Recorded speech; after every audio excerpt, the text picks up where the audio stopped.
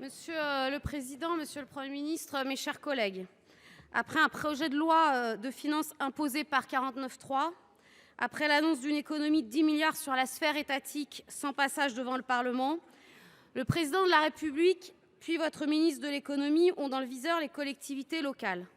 Certains murmurent même déjà le retour de contrats de Cahors nouvelle génération.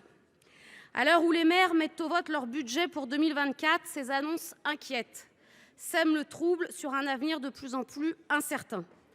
Depuis 2 ans, les collectivités ont supporté les hausses de l'énergie que le filet de sécurité n'a jamais compensées, la hausse des matériaux faisant s'envoler à plus de 20% leurs projets initiaux au service des habitants, l'envolée des taux d'intérêt, la hausse du point d'indice pour les agents.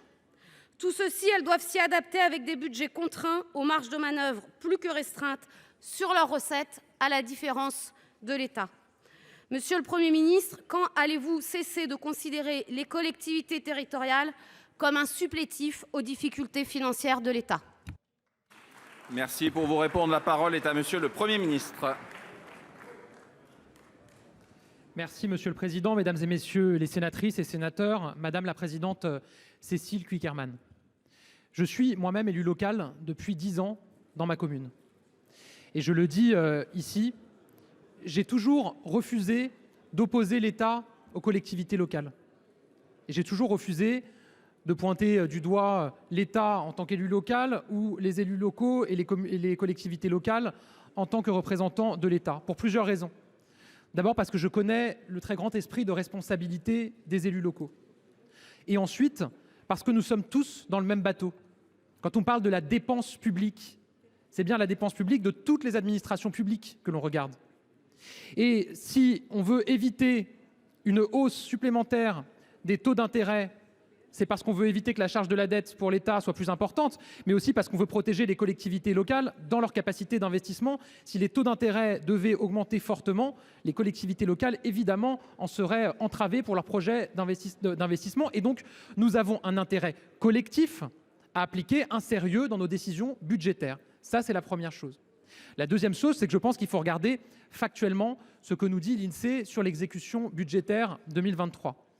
L'INSEE confirme que le ralentissement économique européen que nous connaissons, et fort heureusement que nous connaissons moins en France que chez nos voisins. Je rappelle que l'actualisation de la prévision de croissance allemande est nettement supérieure à la baisse à celle que nous avons réalisée en France parce que l'économie française résiste mieux. Mais il y a un ralentissement européen qui se traduit par une diminution des recettes. Ce que nous dit l'INSEE, c'est que le besoin de financement des collectivités locales en 2023 a été important parce que les recettes ont chuté et parce que des dépenses ont augmenté plus vite que l'inflation et que la revalorisation du point d'indice. Une fois qu'on a dit ça, moi je crois très profondément, et je le disais il y a un instant, à l'esprit de responsabilité collectif.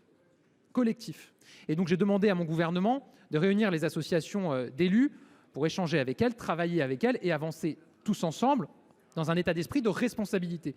C'est ce qui sera fait par Bruno Le Maire, Thomas Cazenave, Christophe Béchu et Dominique Faure le 9 avril prochain. Elles recevront les représentants des associations d'élus pour avancer avec eux sur le sujet. Mais je le dis, je ne crois pas qu'il soit besoin d'agiter des épouvantails de contrats de Cahors. Il n'est pas question de refaire les contrats de Cahors. L'enjeu, c'est comment collectivement on prend acte d'une dégradation économique qui a entraîné des difficultés budgétaires sur l'année 2023 et comment est-ce qu'on y répond collectivement et encore une fois je crois à l'esprit de responsabilité de tous. Mais je veux rappeler Madame la Présidente Cukierman juste quelques faits rapidement puisque vous avez indiqué que nous prenions les collectivités locales comme des supplétifs, je crois que c'est le terme que vous avez employé.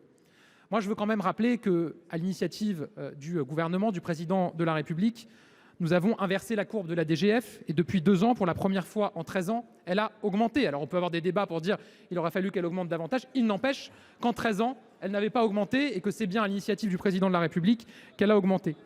Je veux rappeler que nous avons compensé à l'euro près nos réformes des finances locales et la Cour des comptes montre même, la Cour des comptes, c'est pas le gouvernement, c'est la Cour des comptes, montre même que cette compensation a permis de compenser plus que prévu 6 milliards d'euros d'avantages fin 2022.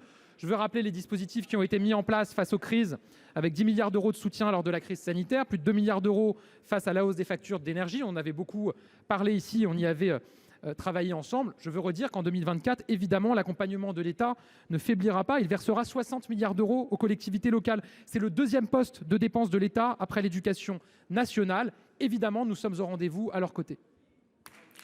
Merci, Madame la Présidente Cukierman.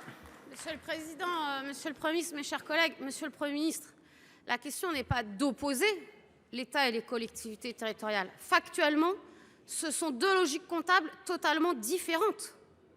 Monsieur le Premier ministre, je le redis, vous avez le choix de faire les recettes que vous souhaitez. Vous décidez aujourd'hui de faire des coupes dans les dépenses de tous vos ministères, des politiques publiques au service de celles et de ceux qui en ont le plus besoin dans notre pays. C'est un choix politique.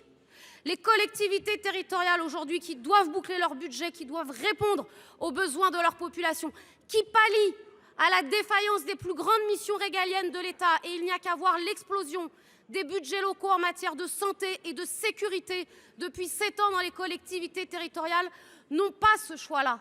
Donc oui, aujourd'hui, vous décidez d'en faire les supplétifs de vos difficultés financières.